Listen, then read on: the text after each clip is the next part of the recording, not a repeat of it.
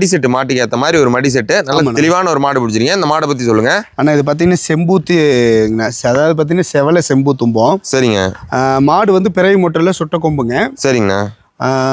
இது வந்து 3வது ஈத்துங்க. கடை முளப்பு சுழி சுத்தம். மடி செட்டு பாருங்க, இன்னும் இந்த அளவுக்கு சுருக்கு இருக்குங்களா?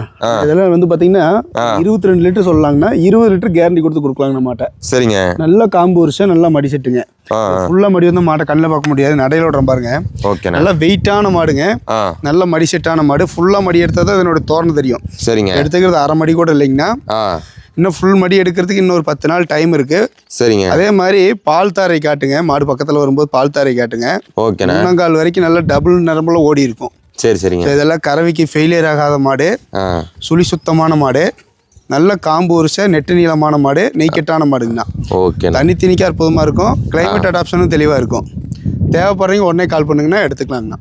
ஓகேண்ணா.